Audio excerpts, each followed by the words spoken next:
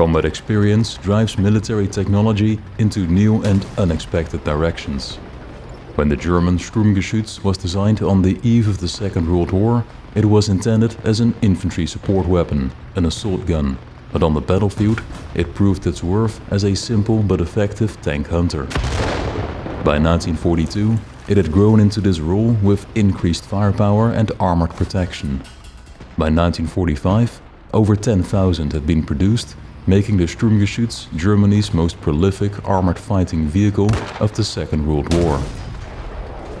Its unforeseen success as a tank hunter at a time when Germany was in desperate need for one sparked fierce competition within the Wehrmacht as the different branches and arms all claimed a share of Sturmgeschütz production.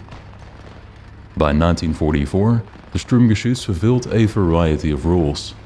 One of the less glamorous ones was as a cheap substitute for the much more formidable Jagdpanther, a cutting-edge tank hunter based on the Sturmgeschütz concept but lacking its ease of production. In a desperate attempt to get the few available Jagdpanther into action, the humble Sturmgeschütz was used to fill the ranks. This is the story of the Sturmgeschütze that served alongside the Jagdpanther of Schwere Heeres Panzerjäger-Abteilung 559 in September 1944. It is a story of evolving armament, of bureaucratic infighting, doctrinal debates, and improvised tactics. It is also a story of armored warfare on the Western Front, of the bitter fighting that preceded Operation Market Garden, and of the British forces that faced the Sturmgeschütz in battle. And that battle happened right here on the 14th of September 1944, when German Sturmgeschütze fought against British AT guns, Cromwells and Challenger tanks for control over a vital bridgehead that would serve as the springboard for Operation Market Garden just 3 days later. In this video, we will follow the German Sturmgeschütz from its theoretical origins to its actual use in battle right here. You're watching Digital Battlefield Tours and this is Teaching Tactics.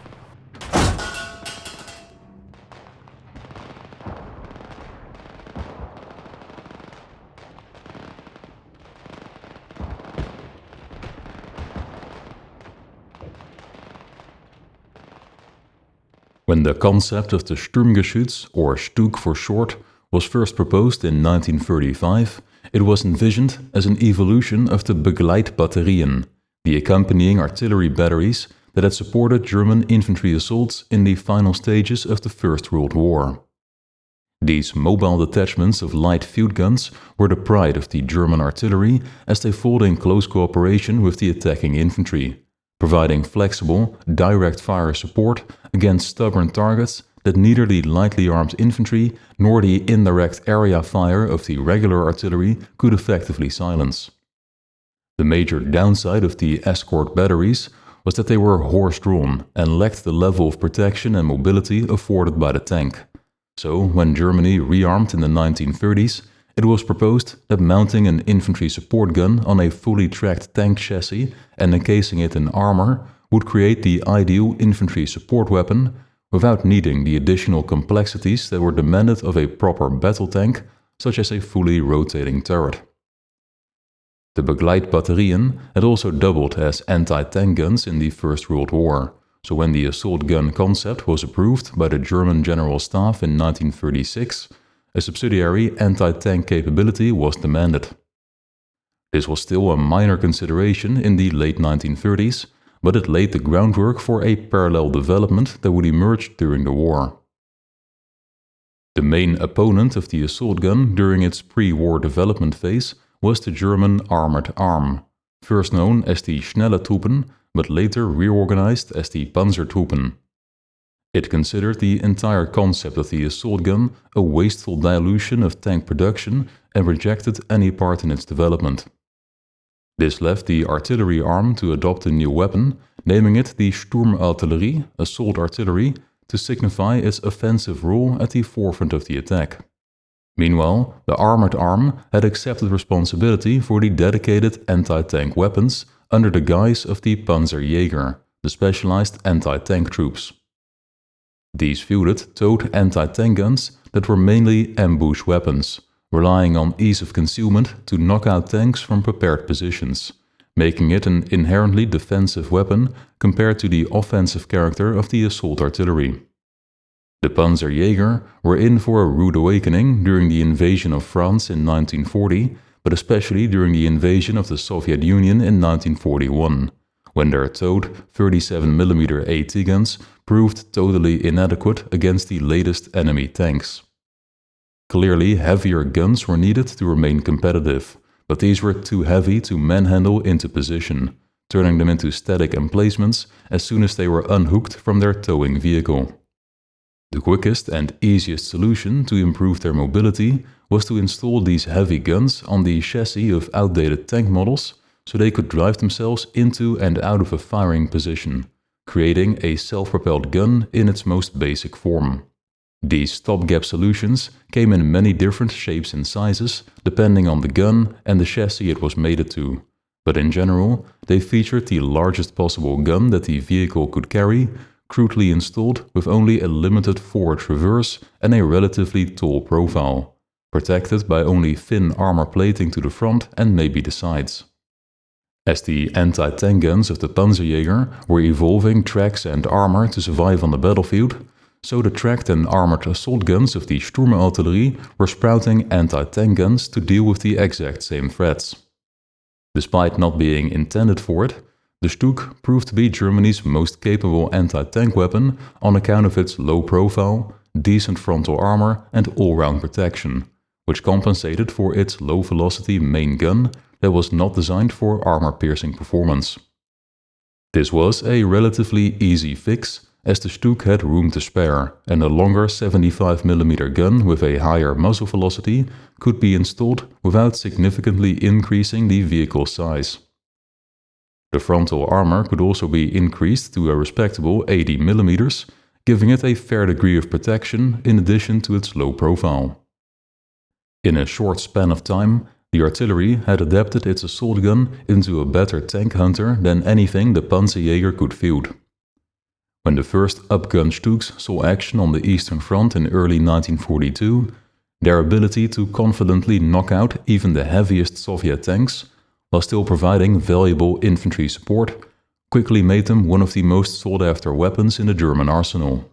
Their production was cheaper than comparable tanks, but still could not keep up with the surge in demand, and soon an administrative battle was fought for control over the assault guns. Things came to a head in early 1943, when Generaloberst Guderian was appointed Generalinspekteur der Panzertruppen and given far-reaching powers to reform Germany's armored force. With his own tank production in disarray, Guderian set his sights on acquiring the combat-proven assault gun from the artillery. Guderian was favored by the political leadership, and he successfully argued that the assault gun had grown into a tank hunter and should therefore be transferred to his Panzerjäger. The first assault guns to come under his control were the German Sturmgeschütz, radical new designs that mounted heavy 88mm guns on the latest and most advanced tank chassis with thick, all-round protection. Using self-propelled 88mm guns was actually pioneered by the Panzerjäger, who had originally fielded them as bunker busters, but quickly came to appreciate their value as heavy tank hunters. The potency of the 88 against ground targets led to its further development into the PaK-43 AT gun, which the Panzerjäger used in both a towed configuration and a lightly armored self-propelled gun known as the Nashorn. Meanwhile, the Sturmartillerie had also adopted the new 88 for use in its German Sturmgeschütz concept, which mounted this powerful gun in a heavily armored casemate structure based on the successful assault gun design. When Guderian claimed these projects for his Panzerjäger in early 1943, they were renamed to Schwere Panzerjäger to signal their change in role. Another development that was eventually taken over by the Panzerjäger was the Sturmgeschütz Neuer Art, the new model assault gun. This was the direct successor to the StuG III that used the larger chassis of the Panzer IV to mount the long-barreled 75mm gun behind more effective sloped armor plate, upgrading the battle-proven assault gun concept without drastically altering it. Under the direction of the Panzerjäger, This light assault gun was fielded as the Jagdpanther IV and was later supplemented by the similar Jagdpanther 38, better known as the Hetzer. While Guderian mostly succeeded in rebranding the assault gun as a tank hunter that belonged to his Panzerjäger, he failed to fully secure the original Sturmgeschütz on the Panzer III chassis, which remained an assault gun in name belonging to the Sturmartillerie, despite it sharing all the newly defined characteristics of a light Jagdpanzer. What happened instead was arguably worse, as StuG allocation was split to keep everyone happy. The slice going to the Sturmartillerie was reduced to less than half by 1944, and its StuGs continued to be used in independent battalions that were temporarily assigned to infantry divisions to provide support. Other portions of StuG production were given to the SS, the Luftwaffe, and some of Germany's allies. The Panzertruppen mostly used their share of StuGs to substitute the vehicles that they would prefer to have more of but couldn't produce in sufficient numbers.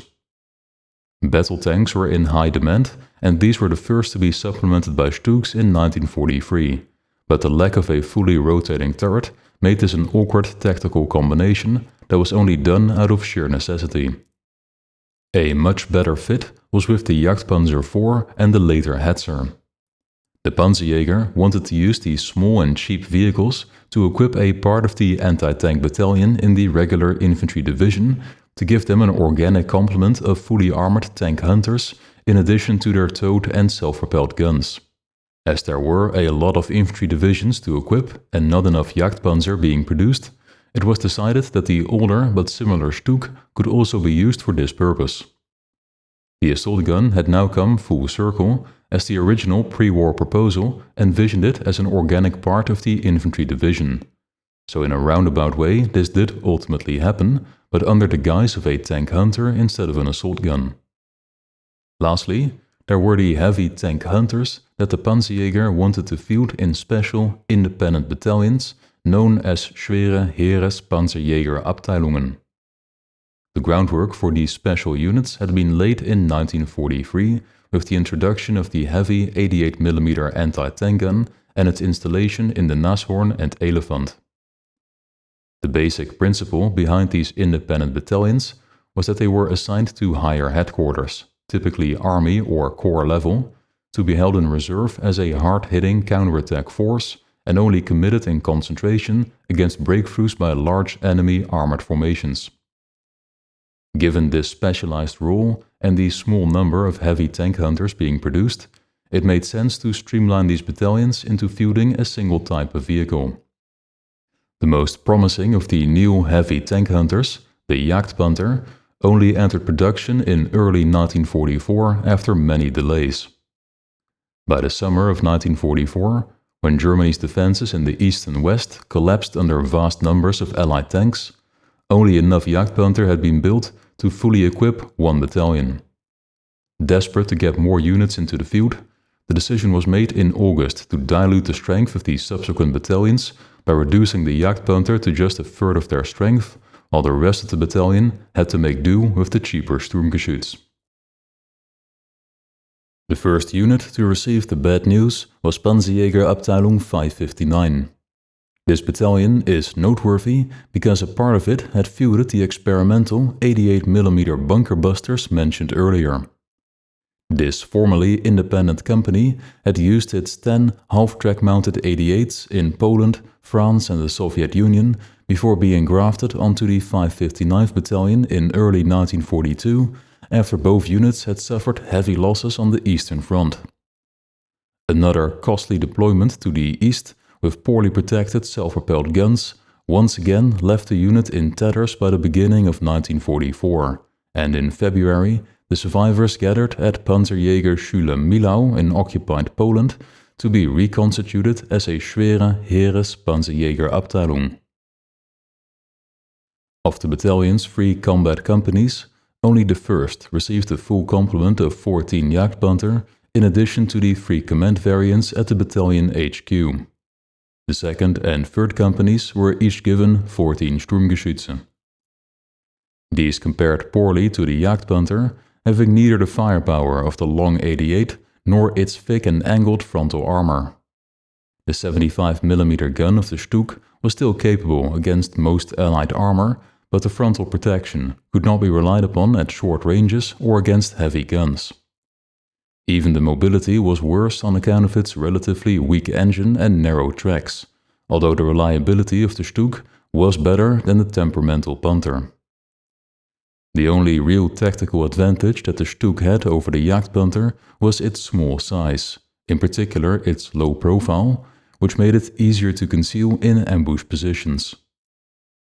The StuG companies used the exact same layout as the Jagdpanther company, fielding 3 platoons of 4 vehicles led by a 2-vehicle company HQ. A platoon of 4 suited the Panzerjäger, as it could be split into 2 half platoons of 2 vehicles each, allowing for flexible tank hunting tactics such as bounding overwatch or setting up crossfires, either by the 2 halves of the platoon or by the 2 vehicles within the half platoon. This differed from the 3 StuG platoon preferred by the Sturmartillerie, which was easier to deploy into an inverted wedge formation with the platoon leader in the rear for improved fire control in support of the infantry. Stepping back to the battalion level, it is clear that the Panzerjäger pursued pure anti-tank firepower, while the Sturmartillerie evolved its battalions to include more diverse supporting assets to better suit its versatile infantry support role. By 1944, the Sturmartillerie was equipping a significant portion of its assault guns with 105mm howitzers to better engage unarmored targets, and a company's worth of dedicated escort infantry, the so-called begleitgrenadieren, helped scout and protect the assault guns against close-range attacks.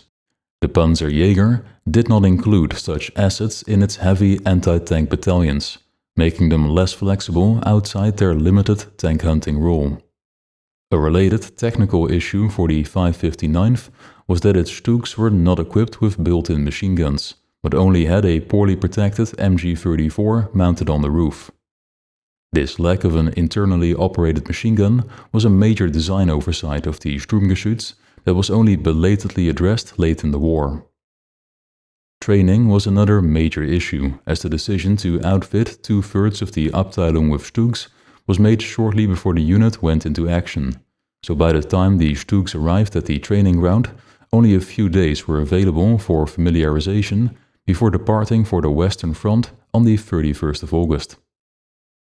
The battalion arrived at train stations in the southern Netherlands on the 5th of September amidst the chaos that had followed the Allied breakout from Normandy. British armoured formations were surging into Belgium virtually unopposed, and had liberated the vital port city of Antwerp the previous day, leading the anxious German High Command to commit the 559th to the city. After driving all night, the unit fought its first battle on the northern outskirts, but that same day the British Guards Armoured Division seized the bridgehead over the Albert Canal to the southeast at Beringen, and the Abteilung was rapidly redeployed to deal with this threat. After another night on the road, the 3rd Company was the first to arrive at Beverlo to support a counterattack on the Beringen bridgehead early on the 7th of September. Despite its nighttime journeys, the company hadn't suffered any breakdowns, and its full complement of 14 StuGs participated in the attack, losing 6 while failing to eliminate the bridgehead.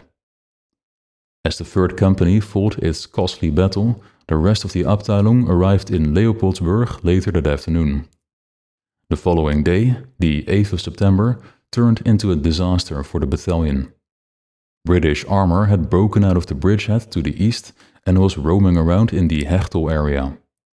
The Abteilung commander personally led the bulk of his Jagdpanther east to investigate, but British tanks were already in position and caught the Germans by surprise.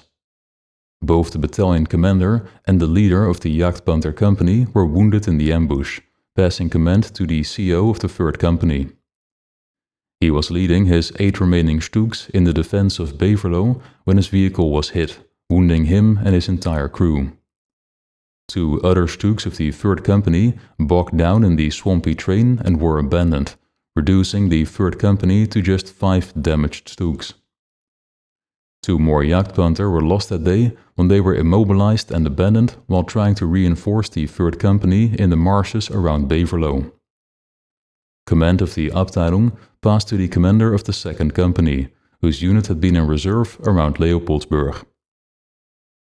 On the 9th of September, the 2nd Company filled the empty space left by the 3rd Company and continued the attack on the Beringen bridgehead with equally poor results.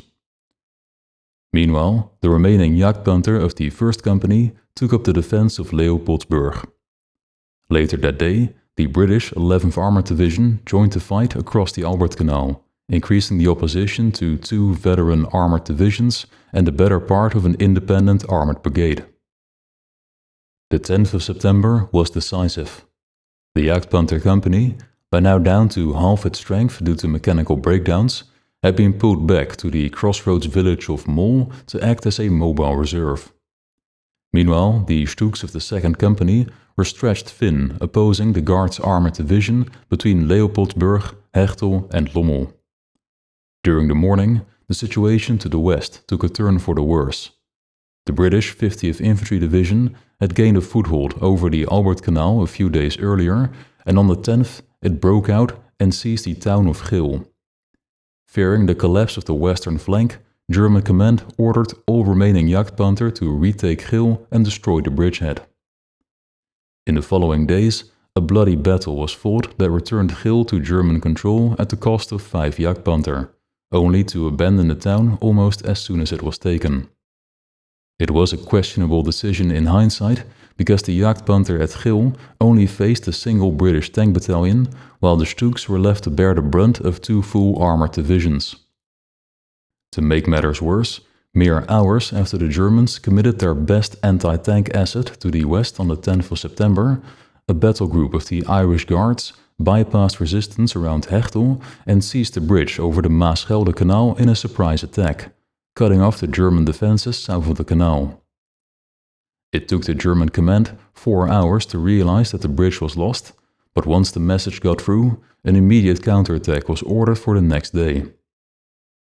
The following morning, the remnants of the 2nd and 3rd Companies mustered 8 operational Sturmgeschütze, half of which had only just returned from workshops, for an attack on the bridge from the direction of Lommel.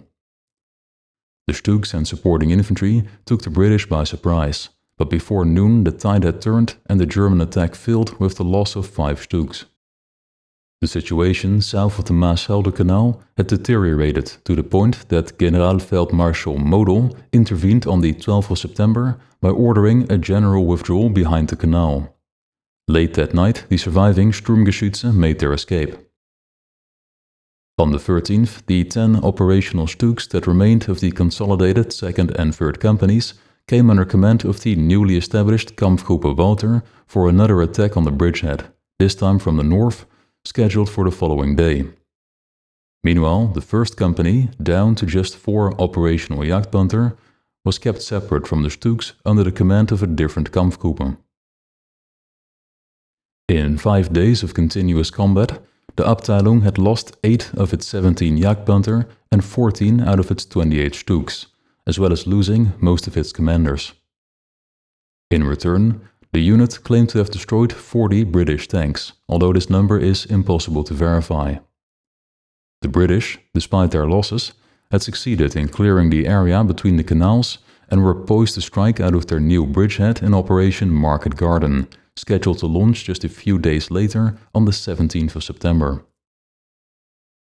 Reflecting on his short time in action before being wounded, the former commander of the 3rd Company voiced the common complaints of independent armored units. Instead of being held in reserve and committed in concentration as doctrine prescribed, the Abteilung was deployed piecemeal in support of poorly trained infantry units with bad intercommunication and unclear chains of command. Vehicles were kept at the front for longer than necessary, which hindered maintenance, causing breakdowns and even complete losses through abandonment. One issue he had that was specific to the organization of his Abteilung was that the Jagdpanther Company was not committed in support of the Sturmgeschütze during the initial attack on Beringen, despite the clear presence of strong enemy tank forces. Any further cooperation between the companies was made impossible on the 10th of September when the Jagdpanther were ordered west to Geel, completely separating them from the remaining Sturmgeschütze. The tactical consequences of splitting the Jagdpanther from the StuGs was elaborated by the battalion's adjutant and acting commander of the Jagdpanther company on the 21st of September, when he pleaded to higher command to be reunited with the rest of the battalion. Besides highlighting the logistical nightmare that the splintering of the battalion had caused, his request also emphasized that there was clear tactical utility in the close cooperation between the companies. Loosely translated, the report states that the Jagdpanther are powerful but only operational in small numbers. In the predominantly cluttered train found in Belgium and the Netherlands, the Jagdpanther must be coupled with the light and nimble Sturmgeschützen of the 2nd and 3rd companies and serve as a backbone for the 7.5 cm L48 guns of the Sturmgeschütze against heavy enemy armor.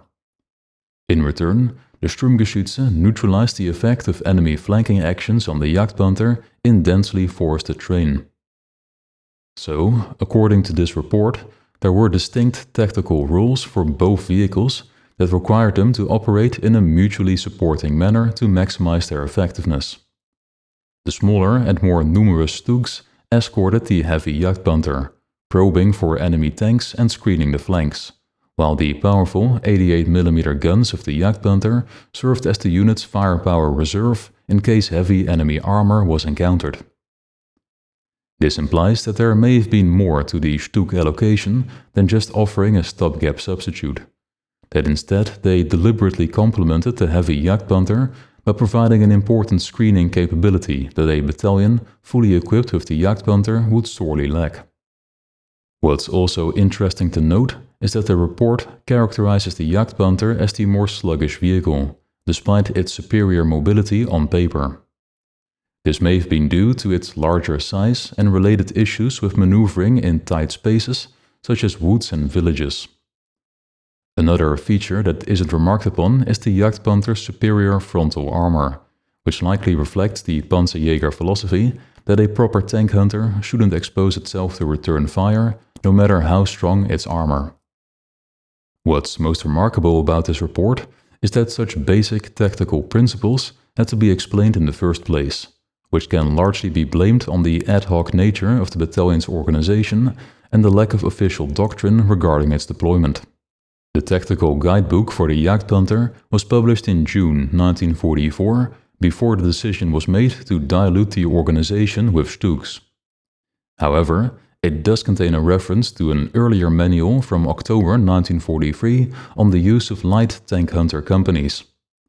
While these instructions were mainly written for the Jagdpanzer IV and its intended role within divisional AT battalions, it explicitly states that the same tactics also apply to the Sturmgeschütz and to the independent anti-tank battalions, making it the most appropriate guidebook for the 2nd and 3rd companies.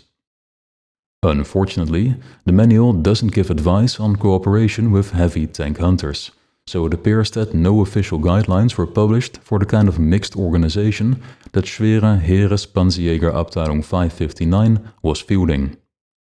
Instead, it was improvisation that guided its use, just as it was improvisation that had created the Sturmgeschütz in the first place, and improvisation that placed them at the forefront of yet another doomed counterattack against a strongly held enemy bridgehead.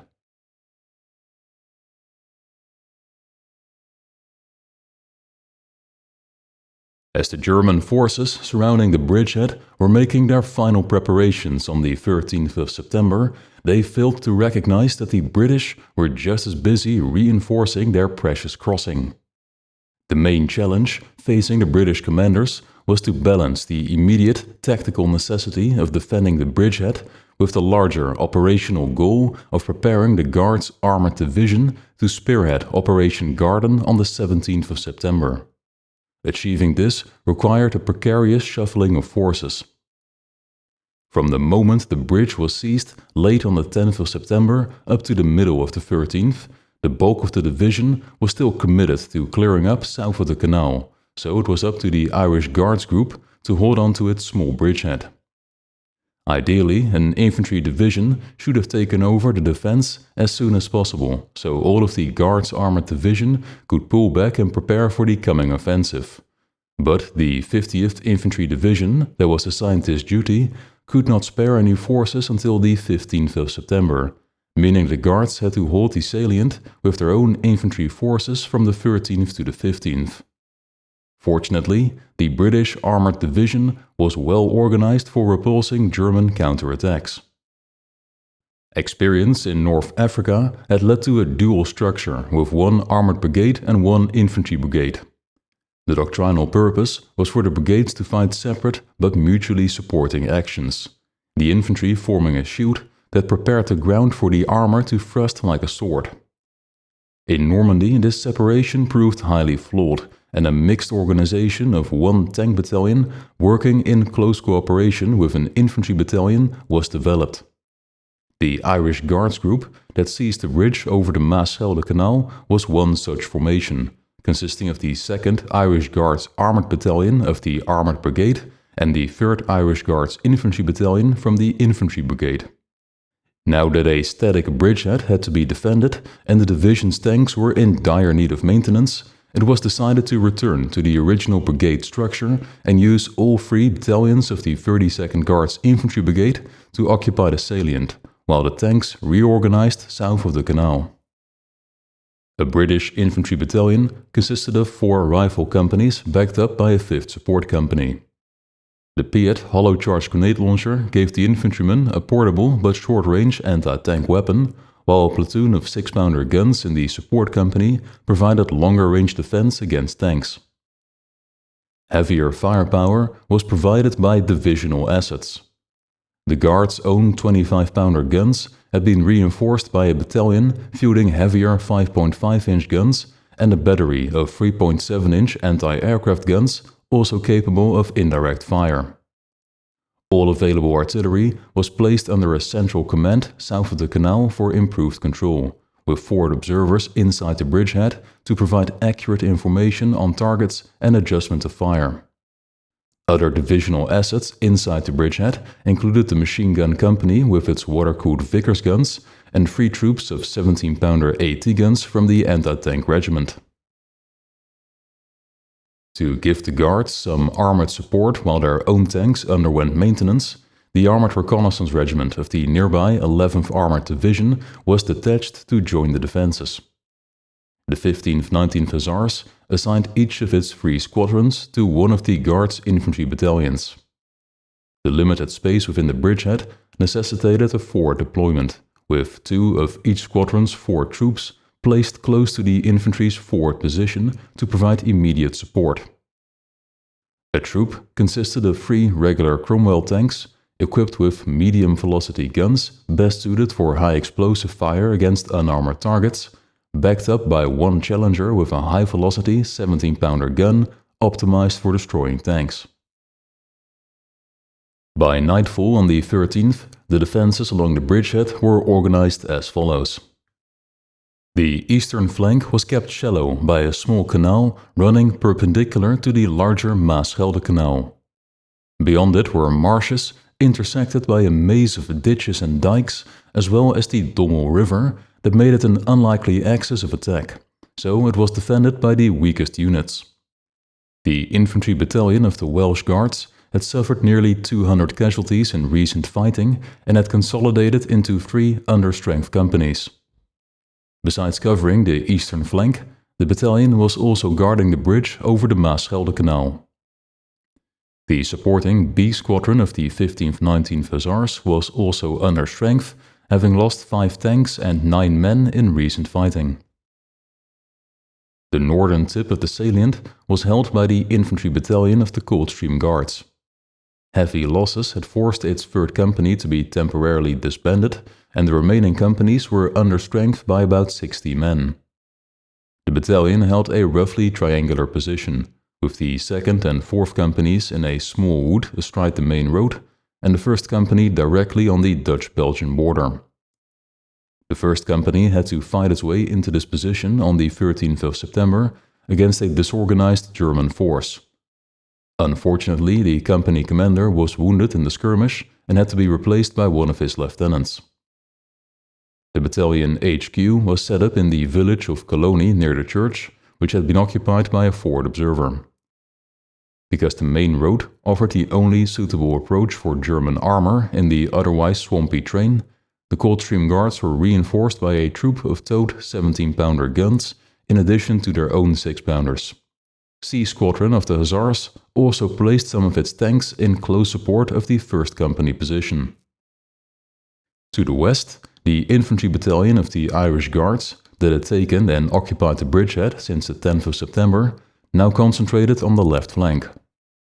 Its 4 understrength companies held a defensive line that was anchored to the west on a minor canal that ran perpendicular to the Meuse-Escaut Canal along a dense pine forest. The Finn defensive line then extended east into the meadows outside Colony village.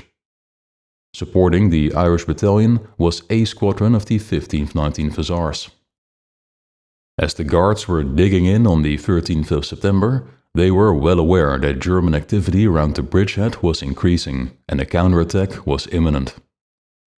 The most spectacular prelude was the sudden roar of jet engines as 7 Me-262s attempted a bombing run on the bridge but missed their mark amid a hail of AA fire. The clearest signs of an enemy build-up came from the east around the village of Heijenhoek, where civilian reports and aerial reconnaissance indicated as many as 2,000 SS troops with heavy weapons.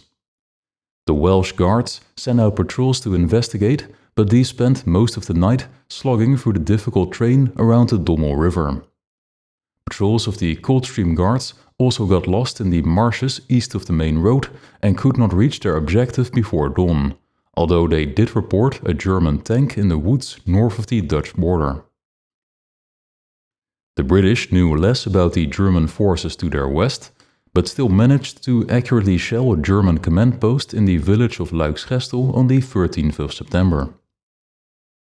Filling in the rest of the picture remains difficult to this day, as the German forces surrounding the bridgehead were a patchwork of hastily assembled units.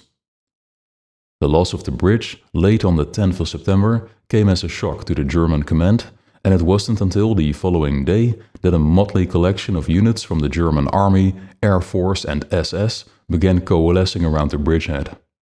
Unified command was lacking until the 13th of September, when Oberst Erich Walter, a veteran airborne commander, was put in charge of the available forces, from then on known as Kampfgruppe Walter. The first German unit to arrive on the scene was the 1st Battalion of the 18th Fallschirmjäger Regiment under Major Kirut. This was a training unit of around 900 men, mostly Luftwaffe ground personnel, built around a small corps of experienced paratroopers. The unit had only existed for about 4 weeks and had not received sufficient training. It was still scrounging for equipment and absorbing stragglers as it made its way to the front. Only the battalion commander had previous experience in ground combat, and it was mainly through his efforts that the unit had some cohesion by the time it saw action. After Kirut had set up his hasty blocking position astride the main road, he was joined by the 6th Luftwaffe Bewährungsbataillon zur besondere Verwendung. This was, in essence, a penal battalion, consisting of Luftwaffe officers and NCOs who had been demoted for crimes such as theft or absence without leave. While the Germans considered the unit to be practically worthless in combat, the British noted that the condemned men could fight desperately to earn back their honor. The battalion had previously been conducting anti-partisan actions in Italy, and the men still wore their tropical uniforms. The battalion fielded 4 rifle companies with inadequate armament and no supporting weapons. To make matters worse, its assembly area was subjected to heavy British artillery fire on the 13th of September. Splinters from shells bursting in the treetops caused significant casualties among the battalion, including its commanding officer. A much more formidable Luftwaffe unit marched into the village of Luiksgestel on the 13th of September. The 6th Fallschirmjäger Regiment, under Oberstleutnant von der Heide, had been fighting dispersed actions south of the Meuse-Escaut Canal since its premature return to the Western Front in early September. The unit had previously suffered heavy losses in Normandy and was only given 2 short weeks in Germany to refill the 3/4 of its missing manpower with replacements. These men, ranging from 17-year-old volunteers to grounded pilots, had no prior combat experience and could not be trained sufficiently in the available time, so it was up to the veterans to lead by example. The regiment returned to the front with 3 infantry battalions and a 4th heavy weapons battalion, but the chaotic fighting south of the Meuse-Escaut Canal had quickly worn down and dispersed the units. It appears that the attack on the bridgehead was mostly carried out by the 1st Battalion, possibly reinforced by 2 weak companies from the 2nd Battalion. It is unclear if any heavy weapons of the 4th Battalion were in position to support the attack. What is known is that the 1st Battalion fielded 3 rifle companies of around 100 men each and a 4th heavy company with tripod-mounted machine guns and 81mm mortars. Prior to the attack, these heavy weapons were dispersed among the rifle companies to give each of them a 4th heavy platoon in addition to their 3 rifle platoons. The companies also possessed a number of Panzerschreck and Panzerfaust man-portable anti-tank weapons. Rifle squads typically carried 2 belt-fed machine guns instead of 1 and usually had 2 machine pistols as well. Self-loading rifles and a few of the rare FG-42 paratrooper rifles supplemented the bolt actions carried by the riflemen. Some of the Normandy veterans had been trained as snipers, and upon arrival in the Netherlands, a few crates with the new Sturmgewehr assault rifle were appropriated and handed out to the experienced riflemen. The regiment's attack was supposed to receive artillery support from a neighboring corps, but the staff of Kampfgruppe Walter failed to get this request up the chain of command.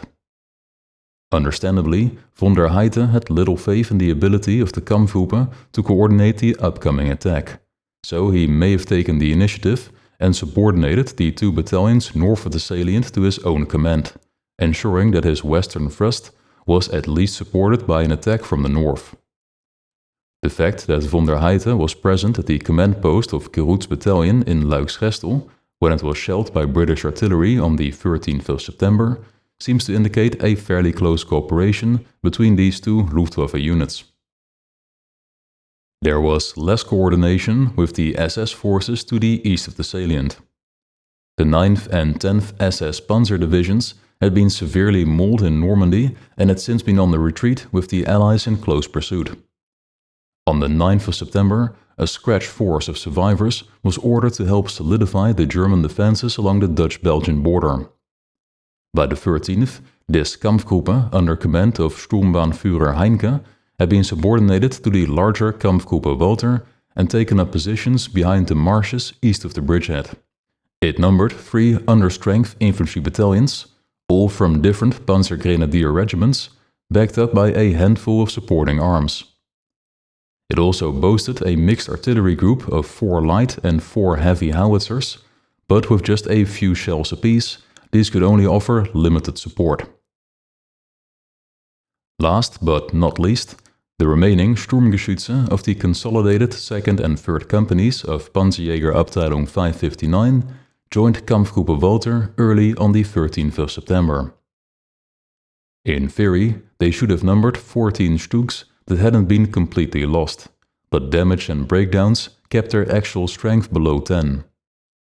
Most of the bridgehead was shielded by natural barriers such as minor canals, swamps, ditches and dense woods, so the assault guns had no choice but to attack along the main road and the dry fields directly to the west of it, a predictable approach that led them right into the teeth of the British anti-tank defenses.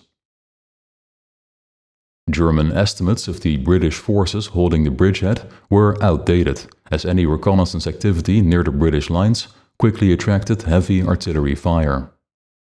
Unable to probe the defenses, the Germans were under the false impression that the bridgehead was only held by a single understrength battalion. Next day's attack would prove them very wrong.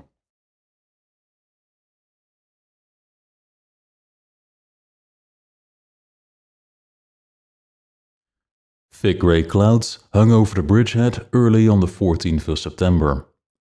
It had stopped raining at dawn, but a thick mist clung to the fields and forests for most of the morning. At 8 o'clock, distant booming from behind the German lines sent British infantrymen scrambling for cover. Much to their relief, The shells whistled overhead and came down in the rear, bursting in mid-air above the bridge and a nearby crossroads in a hail of splinters. This sporadic interdiction fire continued throughout the day as the Germans tried to isolate the bridgehead. Obscured by the noise of shell fire and thick mist, squads of heavily armed Fallschirmjäger infiltrated the bridgehead from the northwest between 8 and 9 o'clock.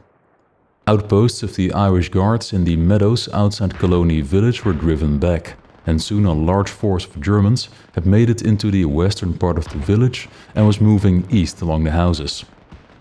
More German paratroopers had infiltrated the large pine forest, where they appeared out of the mist among the positions of 3rd Company Irish Guards, kicking off a chaotic, close-range fight that continued for most of the day. On the eastern flank, the Welsh Guards peered anxiously into the mist, but the marshes to their front remained eerily quiet.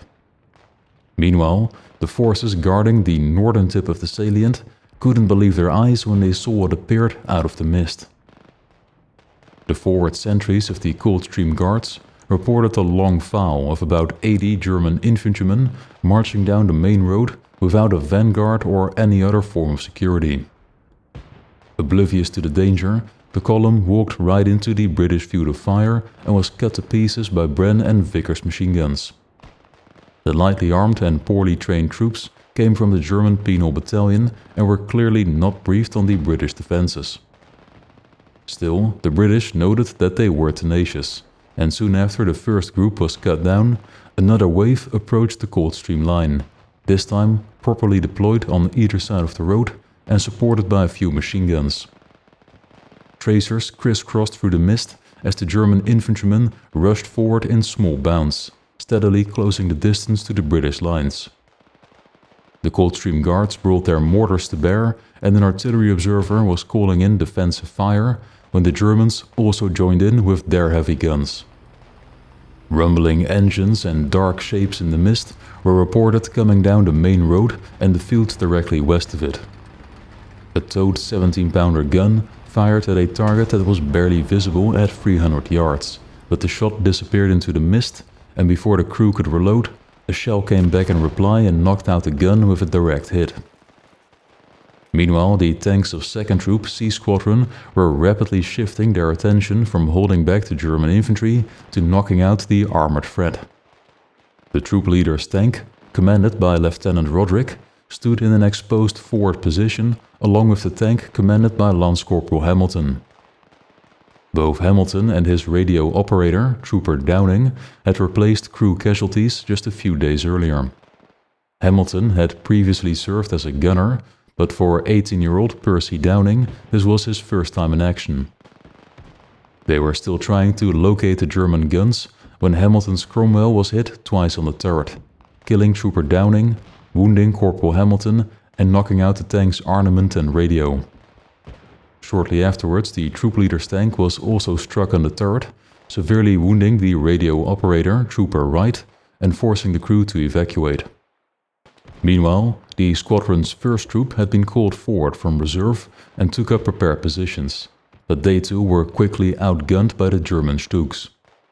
Corporal Woolfoot's tank was hit, and for the 3rd time in a row, the Cromwell's flat turret armor could not resist the StuG's high-velocity gun, leading to the death of the radio operator, Trooper Heathfield, and wounding Corporal Woolfoot. The German StuGs had made short work of their opposition, knocking out 3 tanks and a towed gun, stripping the forward British position of key anti-tank assets.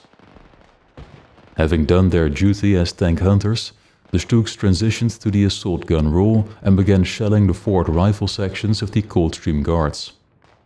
Emboldened, the German infantry closed with the British lines. The British artillery, which was now pounding the axis of attack, could not fire so close to friendly positions, so it was down to the guardsmen to hold off the German assault with small arms fire. Just as the German attack was gaining momentum and the situation appeared critical, 3 short minutes of decisive action swung it back into British favour. One of the remaining tanks of 2nd Troop was led by Sergeant Hollis and stood in the right place at the right time to engage 3 of the German StuGs at short range as they appeared through gaps in the mist. At the same time, the concealed 6-pounder anti-tank guns of the Coldstream Guards also spotted them, and within minutes, a volley of armor-piercing shots had stopped the German attack dead in its tracks. With the threat from the StuGs gone, the remaining British tanks set their sights on the German infantry, who quickly broke off the attack with heavy casualties.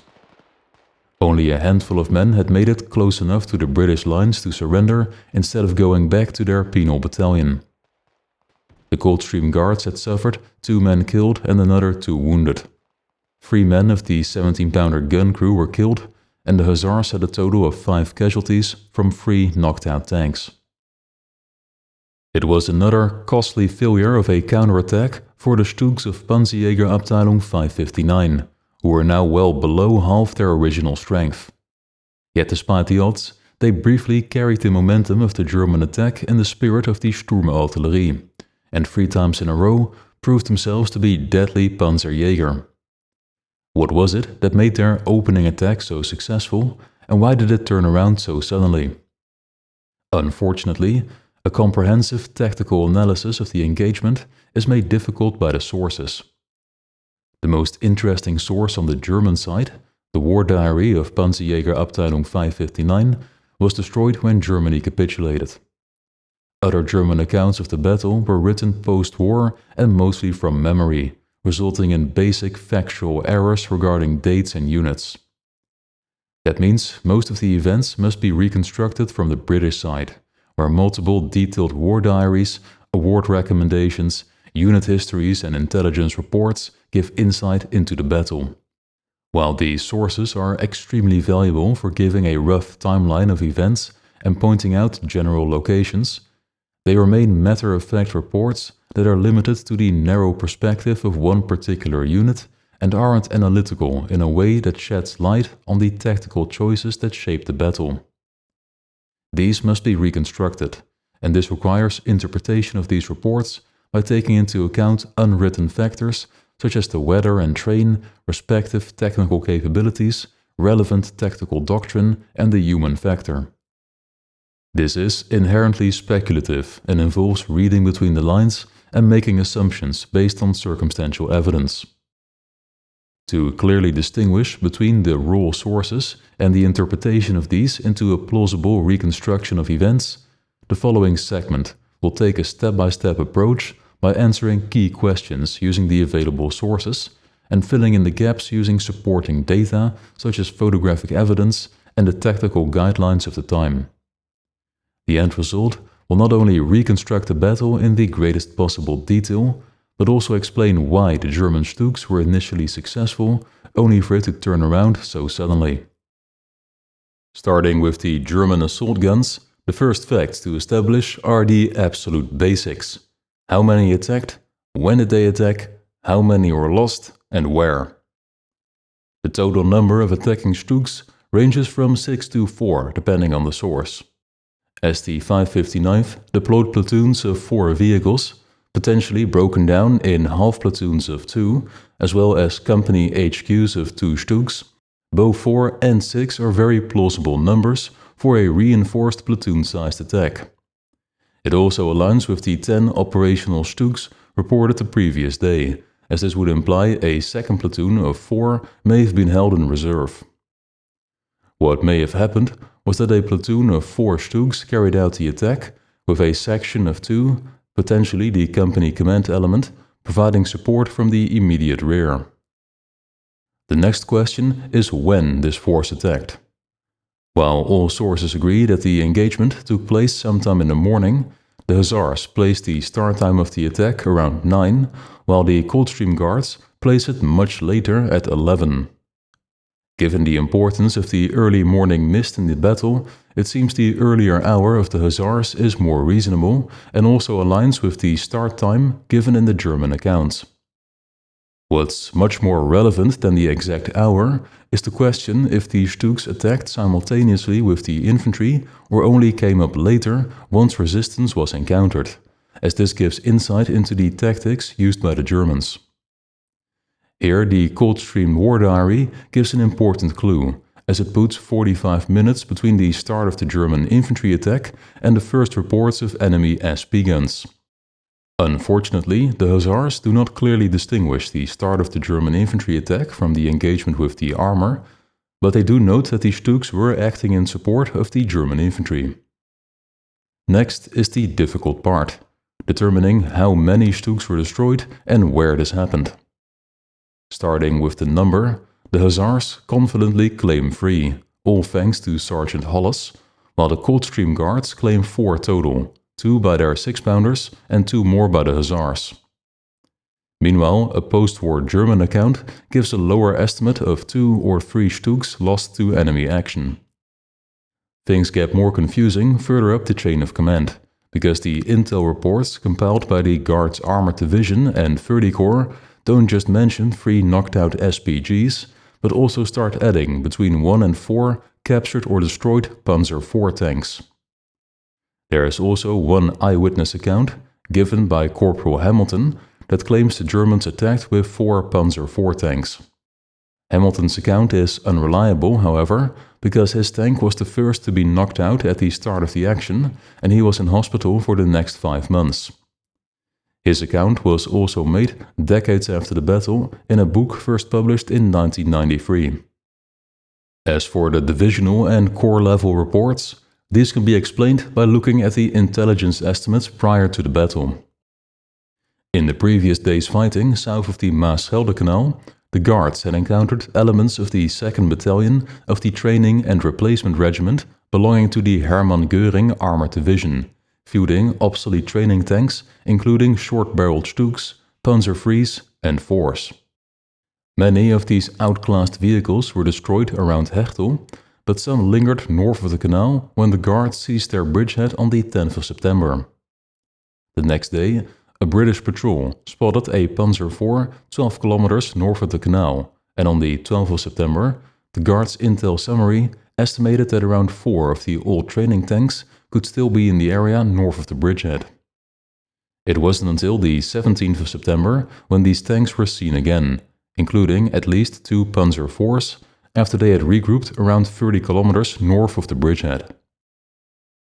As there is no further evidence of any type of Panzer IV having attacked the bridgehead on the 14th, it seems plausible that the intel summaries prematurely interpreted the initial reports of unidentified German armor attacking in the mist as the nearby training tanks. When later reports revealed them to be SP-guns, the intel summaries added these to the overall count instead of updating the earlier report. On the subject of vehicles other than StuGs, there is the interesting comment made by the hussars on the weapon that knocked out Corporal Woolfoot's tank. In the regimental history, it is claimed that this tank had a hole through the turret which had undoubtedly been made by an 88mm gun, although none of this caliber had been seen. The first candidate that springs to mind is one of the Jagdpanther of Panzerjäger-Abteilung 559, but the war diary of the German 88th Army Corps is quite clear on their location. During the retreat behind the Meuse-Escaut Canal on the night of the 12th, it was ordered that the Jagdpanther company remain under command of the 88th Army Corps to the west, while the StuG companies moved east to counterattack the Colonie bridgehead as part of Kampfgruppe Walter. On the 14th, as the counterattack was ongoing, a Corps order confirmed that the Jagdpanther were still under command of the 88th Corps, and its daily situation report noted just 2 operational Jagdpanther. That same day, there were reports of 2 German SPGs shelling British positions opposite 88th Corps, indicating that the only 2 operational Jagdpanther were already fully committed on the 14th of September and couldn't have taken part in the bridgehead battle. The only other 88mm sized hole punchers were the flak guns supporting Kampfgruppe Walter, but these were placed well behind the front as a backstop and not directly subordinated in a capacity that would see them committed at the front. It therefore appears that the hussars may have misjudged the damage to Corporal Woolfoot's tank and that it was an abnormally large hole caused by the 75mm gun of one of the StuGs. The exact circumstances surrounding this tank loss remain vague, as it was the only casualty of 1st Troop and its exact position and role in the engagement are unclear. All that is known is that it moved up from a reserve position to reinforce 2nd Troop shortly after the battle started. Having established with a fair degree of certainty that only StuGs took part in the attack, the question remains how many of them were destroyed and where. This is where photographic evidence can provide some clues. The only picture actually taken during the battle is from the British side and shows 2 smoke plumes, one on the right coming from behind a building and one on the left emanating from what appears to be a vehicle. Locating the photographer's position and field of view is possible using this aerial photograph, taken just a few days earlier on the 11th of September, that shows the exact area around the Dutch-Belgian frontier where the forward British position was located. While it's impossible to confirm with absolute certainty, the following clues indicate that the battle photo was taken near the British front line, just west of the main road and facing roughly north. Starting with the background, an orderly row of tall trees is seen to the left on the horizon and fits the shape of a belt of poplar trees that is just visible on the edge of the aerial photo. A denser tree line can be seen on the right of the image, which could be the roadside woods just north of the frontier. Closer to the camera, a densely packed row of trees can be seen to the left, which aligns with a similarly sized row seen on the air photo along this dirt track. In front of it runs another row of trees along a parallel track, but here the trees are more spaced out over a longer distance. Most notable is the farmhouse to the right, which has the same elongated shape as the building west of the road just north of the frontier. Note that its roof appears to have partly collapsed, and the surrounding features may have been flattened by artillery fire. This ties into the Guards Divisional Intel Summary, published later that day, which states that a group of German infantry had taken refuge in a house which was then targeted by British artillery fire. If this is the house in question, which seems plausible given its location, then the trees running into the distance behind it mark the main road. There isn't much to see in the foreground besides patches of recently harvested fields, while on the air photo bundles of hay can be seen. One thing of note is the disturbed soil right at the photographer's feet, which may have been caused by tank tracks. Lastly, the wind on the 14th of September was a gentle breeze from the southeast. As the smoke is blowing away and to the left, it seems to confirm that the photographer was facing roughly to the north. If the picture was indeed taken from this location, then it not only gives a unique insight into the British field of fire, but also confirms at least 2 destroyed StuGs based on the black smoke plumes indicative of a vehicle fire. The one on the right is behind the building and close to the main road, while the one on the left is in the open field west of the road, just in front of the tree-lined track. Both are also within the 300 to 400 yard visibility limit measured from the British frontier position. Besides the 2 smoke plumes, there is additional photographic evidence of a third StuG that was knocked out but not set on fire. These 2 pictures appear to show the same vehicle because they share minor modifications and their surroundings are similar. Most notably, both have a beam or some other piece of debris resting on top of the roof. In the lower photo, there appears to be a chunk missing from the muzzle brake, while the upper image clearly shows damage to the left exterior. The track has been severed and a piece of the fender has been torn off.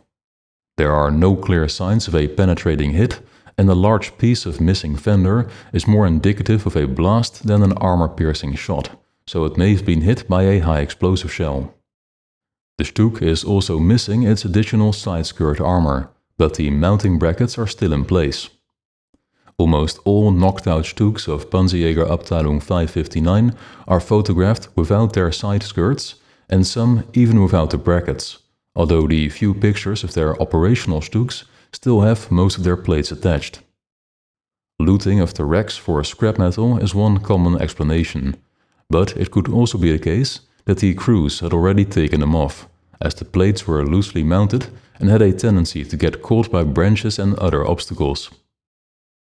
While the plates were designed to protect against small-caliber, armor-piercing projectiles mainly encountered on the Eastern Front, it's interesting to note that they could also have lessened the blast effect of an HE shell, perhaps even preventing the track from being severed if it was indeed an HE shell that disabled this StuG. The crew likely fled from the vehicle when it became immobilized, which is backed up by the regimental history of the Hussars, which states that some of the StuGs were abandoned after being hit and were later found to still be capable of shooting. Unfortunately, the two pictures don't show much of the surrounding landscape besides a flat field and some hedgerows to the StuG's rear and right flank, which isn't dissimilar from the fields west of the main road. Taken together with all other clues, this indicates 3 knocked-out StuGs, 2 of which burned out, with a 4th reportedly destroyed without leaving much evidence. There is one more mention of a possible 4th destroyed SPG in a report made on the 16th of September, but the location falls well outside the plausible engagement range. Whether this was another battle casualty, a bogging, or something else remains a mystery. All things considered, taking into account the written sources, photographic evidence, local geography, and a fair bit of speculation, it appears that the attack was carried out by a reinforced platoon of 6 StuGs, that at least 3 or possibly 4 were destroyed near the main road and the fields directly west of it, and that this happened within 400 yards of the British frontier position. Having established the basics of the German side, the next step is reconstructing the British perspective. Here it's not so much a lack of sources, but competing claims and inconsistencies that cause the most trouble.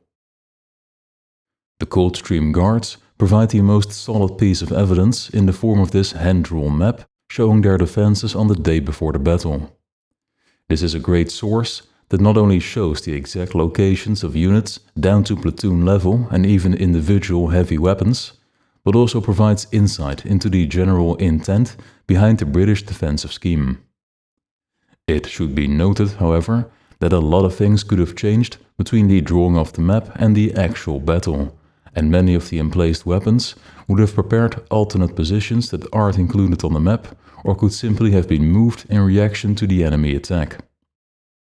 Before going over the individual positions, it's worth examining the map itself, as the author has added some geographic features that aren't present on the original military issue map. Most notably, a small wood and some houses have been drawn just on the Belgian side of the border, which the aerial photo confirms to be a correct addition. However, the author has not included the missing square patch of wood on the Dutch side of the border because this was in enemy territory. Furthermore, the author has drawn what appears to be ditches running perpendicular to the main road just in front of the most forward British position, perhaps to indicate a possible enemy infiltration route. The map shows the localities occupied by the battalion's 3 remaining rifle companies, as well as its platoon of 6-pounder anti-tank guns, which have been parceled out to the companies in 3 sections of 2 guns each. The heavy 17-pounders of J Troop, 2nd Battery of the 21st Anti-Tank Regiment are also drawn in. This troop must have lost one of its 4 guns because only 3 are shown. A section of 2 covers the open fields to the west from the edge of the 2nd Company position, while a lone gun has been sighted on the main road in the forward locality held by 1st Company. What stands out about the gun positions is that the triangular layout of the companies resulted in diverging fields of fire, with the gun sections facing outwards to the north, east and west, and not inwards in a crossfire.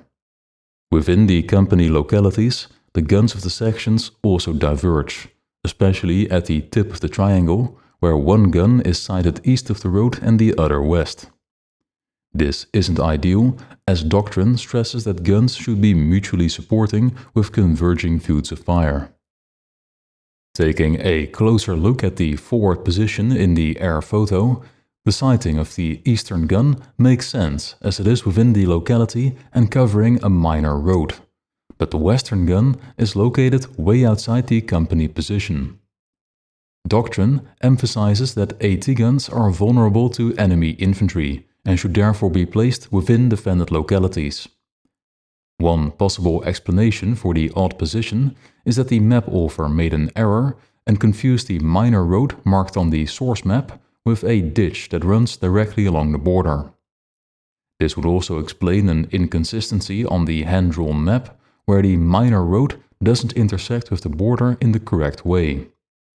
If the 6-pounder was positioned at the ditch instead, then it would fall within the 1st Company locality with a field of fire covering the ground where the StuGs were destroyed. This layout of the Coldstream 6-pounders makes more sense when considering the position of the lone 17-pounder. The exact location of this heavy gun is detailed in multiple sources, and all agree that it was specifically placed to cover the main road from a position either directly on or just beyond the Dutch frontier, which can be located on the air photo by the sudden change in road surface. The Hussars give another clue by stating that it was sited in a ditch. While there is a ditch running parallel to the road on its west, a 17-pounder is way too big to actually fit inside the width of a roadside ditch, so the Hussars may have referred to the perpendicular ditch that follows the frontier and could have served as a ready-made trench for the gun crew. Either way, it's clear from the sources that the 17-pounder was looking straight down the road from a position near the border inside the 1st Company locality. Tactically, this meant that the lighter Coldstream 6-pounders were deliberately sited on the flanks to guard against enveloping attacks, while the heavy 17-pounder denied the direct approach along the main road. Such close cooperation was part of official doctrine, as both infantry and Royal Artillery manuals emphasized careful sighting of 6-pounders and 17-pounders in mutually supporting positions that played to the strengths of each weapon. What wasn't in accordance with doctrine was the forward sighting of the 17-pounder among the 6-pounders, because the manuals recommend keeping the big guns further back in a so-called counter-penetration role, while the smaller 6-pounders defend the outer perimeter. There was a very good reason for this that the 1943 manuals didn't anticipate, because by 1944 the Germans were fielding heavy armor that was frontally immune to the 6-pounder, forcing a forward deployment of the 17-pounders to prevent the 6-pounders from being overrun. Given the known presence of Jagdpanther tank hunters in the area, it made perfect sense for the British to sight at least one heavy gun inside the forward locality, even if this put it at risk. Unfortunately for the crew of this 17-pounder, the thick mist forced an engagement at close range where the large gun was out of its element. The opening shot was poorly aimed at a StuG on the edge of the 300-yard visibility limit and missed the target. Before the crew could reload and adjust, one of the StuGs zeroed in on the massive muzzle flash and scored a direct hit on the 17-pounder. The Hussars very specifically note that it was an AP shell that knocked out the 17-pounder, which is an anti-tank projectile not well suited for engaging emplaced guns according to German manuals. This indicates that these StuGs were expecting to face enemy tanks and had their standard armor-piercing rounds loaded, and that the towed 17-pounder was an unforeseen target that had to be quickly engaged with the round that was chambered. The hit caused a remarkable amount of casualties despite being made with the incorrect ammunition type, killing 3 crewmen who must all have been standing directly in the path of the projectile. The loss of the 17-pounder would have significantly weakened the British anti-tank defenses if it wasn't for the Hussars in their Cromwells and Challengers. Unfortunately, being mobile weapons, they aren't included in the Coldstream map, so other sources must be used to reconstruct their key contribution to the battle. Despite a thorough war diary, post-war regimental history, and multiple award recommendations, the precise actions of the Hussars remain shrouded in mystery. Like with the German side, the best way to unravel these mysteries is through 4 key questions, starting with the defensive tactics used by the tank troops at the frontier position. According to wartime British doctrine, tanks in the defense were best used as a mobile counterattack reserve, using the defended localities of the infantry as pivots of maneuver to repulse enemy penetrations. Post-war doctrine noted, however, that a proportion of tanks could be kept closer to the front as an immediate reserve for use in the forward defended localities. This appears to have been what the Hussars did to bolster the understrength Coldstream Guards, because their regimental history states that each squadron had 1 or 2 troops alert and in position both day and night in close contact with the forward infantry platoons. It is clear from the sources that C Squadron's 1st and 2nd Troop defended the border position, while its 3rd and 4th were not involved in this engagement. This same grouping of troops into 2 so-called half squadrons was also used when the Hussars attacked out of the bridgehead on the 17th of September as part of Operation Garden, so it appears to have been an established practice by C Squadron. Of the half squadron that defended the frontier, it is said that 1st Troop had originally occupied a forward position on the 13th, even venturing across the border for a short distance while it was still safe to do so. But during the battle the following morning, it was the 2nd Troop that was in direct support of the most forward Coldstream Guards platoon, while the 1st Troop came up to reinforce them into previously reconnoitered positions. This implies a system of rotation between the troops, with one being alert and in position among the houses at the border crossing, while the other troop was held in reserve close by. This partly had to do with the limited space, as there was only room for 5 or 6 tanks in the forward position and these lacked suitable cover, only having the buildings and hedgerows for concealment. Having established that 2nd Troop was in the forward position when the German attack commenced, the key question remains why Sergeant Hollis was so successful while the rest of his troop suffered losses. Equipment could be a decisive factor, because every troop of 4 tanks possessed 1 Challenger mounting the powerful 17-pounder to compensate for the weaker guns of the 3 Cromwells. Unfortunately, none of the accounts covering this action explicitly state which type of tank Sergeant Hollis was in. An alternative source is the personnel register of the 15th 19th Hussars, which lists every man and his function in the regiment at the end of every month. But unfortunately, C Squadron did not specify the type of tank a crew served in until October 1944, by which point Sergeant Hollis was wounded and his crew dispersed after the tank was knocked out on the 19th of September. This leaves only circumstantial evidence, which indicates that Hollis most likely commanded a Cromwell and not a Challenger. One clue can be found in the register, where Corporal Fenna is listed as commanding the 2nd Troop Challenger in late October. As his crew has remained mostly the same since August and his tank wasn't knocked out, it stands to reason that Fenna had commanded the same Challenger in the intervening period. As every troop only had 1 Challenger, and Corporal Fenna likely commanded the one in 2nd Troop, then Sergeant Hollis couldn't have had one as well. This also ties into his function as Troop Sergeant, which was a demanding leadership role that was not easily combined with the specialist work of commanding a Challenger. Just like the troop leader, the troop sergeant usually rode in a regular Cromwell, leaving the Challenger for another sergeant or an experienced corporal to command.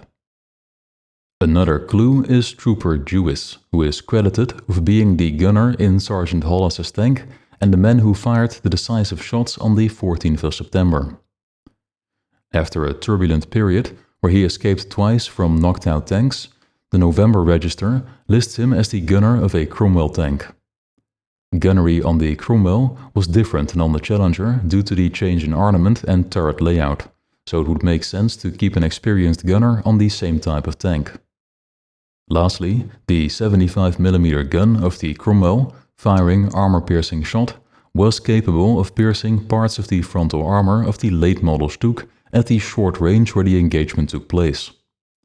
While the Challenger's 17-pounder would have been the ideal weapon, there is no technical reason that a Cromwell couldn't have knocked out 3 StuGs in quick succession. If Hollis was in a Cromwell, the next question is why he engaged the StuGs with his own tank instead of ordering his troop's Challenger into action.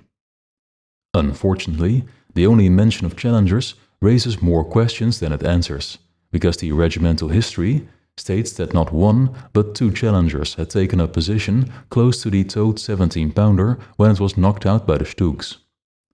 One of these must have been the 2nd Troop Challenger under Corporal Fenna, but the presence of the other remains a mystery.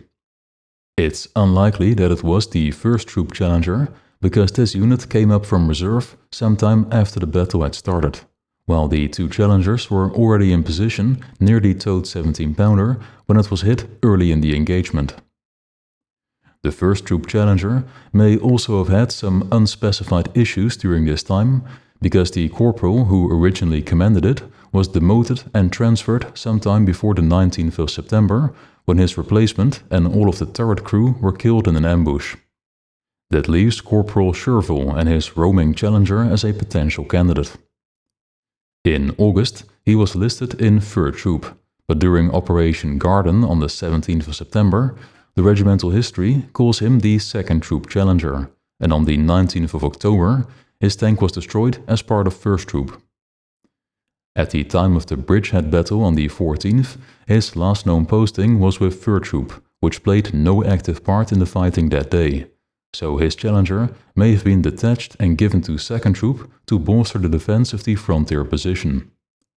Perhaps he then remained with 2nd Troop to compensate for the losses inflicted by the StuGs, explaining his presence with them 3 days later on the 17th. Regardless of who commanded them, the 2 Challengers are not credited with any particular action, despite being in the thick of the fighting so close to the towed 17-pounder. The reasons for this are unknown and impossible to reconstruct. Possible factors previously mentioned by these sources are the mist and the lack of space to position tanks inside the forward position, meaning the Challengers likely found their fields of fire limited, while also lacking the space to safely reposition for a better angle. The fatal hit on the towed 17-pounder by an unidentified gun certainly did not encourage the relatively lightly armored Challengers to expose themselves. With the 17-pounder destroyed, 3 Cromwells knocked out and the Challengers pinned in place, the decisive moment that swung the engagement back into British favour was the action by Sergeant Hollis. The most significant reason for his success given by the sources is that the mist seems to have played an important role, as the regimental history states that Hollis took advantage of gaps in the mist to spot and engage the enemy self-propelled guns, quickly knocking out 3 in as many minutes. Another reason for his success that can be interpreted from the sources is that Hollis had help from his troop leader, Lieutenant Roderick. The lieutenant's own tank was hit early in the action, and his radio operator, Trooper Wright, was heavily wounded. In his military cross recommendation, Roderick is credited with evacuating his casualty and then immediately returning to command the remaining 2 tanks of his troop, including the one led by Sergeant Hollis, with such calm courage and skill that it destroyed 3 enemy SP guns and killed a large number of infantry. What may have happened then was that Lieutenant Roderick lost the initial engagement that cost him his tank and the one commanded by Corporal Hamilton, but that he had gained enough situational awareness of the German attack that he could set up Sergeant Hollis at the right time and place to ambush the StuGs through gaps in the mist. What may have helped was that Hollis was perhaps positioned further back and not involved in the initial shootout with the StuGs, allowing him to maintain the element of surprise until the mist cleared. This is speculative, however, because no details are given regarding his tank's exact position. What also isn't mentioned by the Hussars is that the 6-pounders of the Coldstream Guards played an important part. They claimed 2 kills, and, as there were only 3 or 4 StuGs destroyed, these overlap with the 3 kills attributed to Sergeant Hollis. Such competing claims are very common in tank warfare, because a good anti-tank defense involves the concentrated fire of multiple guns engaging simultaneously. Another point of contention is when a kill is claimed, because one gun may change targets as soon as an enemy crew is seen bailing out, only for another gun to then spot the abandoned vehicle and shoot it until it catches fire, resulting in 2 claims for 1 vehicle. Such confusion would only have been exacerbated by the shifting sightlines caused by the gaps in the mist, as a StuG that was already disabled by 1 gun would suddenly become visible to another gun, only to disappear and reappear again. Who has the better claim is impossible to verify and largely irrelevant. What's more important is that it was the combination of both weapons working together that destroyed the StuGs, just as it was the combined fire of the British tanks, infantry and artillery that repulsed the German infantry attack. One weapon may get the credit, but it is the mutual support of all arms that sets it up for success. Based on this reconstruction, the following analysis can be made by comparing the likely course of events with established tactical principles. In short, both sides acted against doctrine and suffered for it in ways that were predicted by the theoretical guidelines, but were forced to violate these principles out of necessity because of the particular situation they found themselves in. On the British side, conspicuous weapons such as tanks and heavy AT guns were placed too far forward in an exposed position, which was necessitated by the small bridgehead that lacked defensive depth, the insufficient infantry available to a battle-worn armored division, and the need to place 17-pounder guns on the outer perimeter to repulse heavy German armor. Some of the British tanks likely gave their position away by firing on the initial wave of German infantry, while the emplaced 17-pounder gun missed its first shot due to the poor sightlines caused by the weather. The German StuGs followed behind the initial wave of German infantry and used their low profiles, good gunnery systems and firepower to inflict losses on conspicuous targets that had revealed themselves by firing. This was in accordance with Panzerjäger doctrine, which recommended that tank hunters follow behind the leading infantry as a mobile anti-tank reserve, not join the first wave in the spirit of the Sturmartillerie. This allowed them to maintain the element of surprise and concentrate their fire on enemy tanks once these revealed themselves by engaging the infantry. This by-the-book approach gave the StuGs their initial advantage against the forward British defenses, but dissipated once the element of surprise wore off and better prepared British tanks and AT guns were encountered. Here the mist worked against the Germans because the drifting gaps opened up new angles for the British to exploit that the StuGs could not anticipate. This was predicted by Panzerjäger doctrine, which very explicitly warned that thick mist was detrimental to the success of tank hunters. On the other hand, the reduced visibility greatly aided the infiltration of the Fallschirmjäger to the west, and given the importance of coordination between the German pincers, there was no way that the attack was going to be delayed for hours just for the mist to clear. Besides the weather, the lack of proper infantry support was another clear violation of doctrine, which stressed the need for close and capable infantry protection in dense terrain. Teaming up the few remaining StuGs with a penal battalion that lacked basic training or heavy weapons was one of the worst mismanagements in the German order of battle. But this was unavoidable given the ad hoc nature of Kampfgruppe Walter and the local train conditions, because the main road was the only suitable access for an armored attack, and this is where the poor quality units happened to be. Ideally, the battle-hardened SS infantry, who were from armored units and knew how to work with StuGs, should have led the attack down the road, while the penal unit secured the marshes to the east. But Kampfgruppe Walter had neither the time nor the foresight to shuffle its forces into perfect positions as they came trickling in during the days and hours preceding the attack. As is so often the case, the sensible guidelines of doctrine had to make way for the necessity of the moment, and both sides suffered losses because of it. As the northern thrust was being broken on the Dutch-Belgian border, confused fighting still raged all over the western flank. A large number of Germans from the 6th Fallschirmjäger Regiment had infiltrated into Colonie village when the mist was at its thickest and were using the cover of the houses and gardens to move towards the main road, threatening to isolate the Coldstream Guards just as their attention was turned north. The rapid and largely unopposed advance into the village seems to have confused some of the Fallschirmjäger, and instead of maintaining their momentum, a large group of them coalesced just 200 yards short of the Coldstream Guards HQ. There they drew the attention of Lieutenant Ireland, commanding 4th Troop A Squadron of the 15th 19th Hussars. At first, he couldn't believe that enemies were lingering so close to a friendly HQ, but as the mist faded and the group started moving again, their German paratrooper uniforms gave them away. Lieutenant Ireland ordered his 4 tanks to open fire at less than 200 yards, where it had great effect according to the regimental history, for the German infantry was bunched and an easy target. More tanks converged on the village, supported by infantry of the Irish and Coldstream Guards.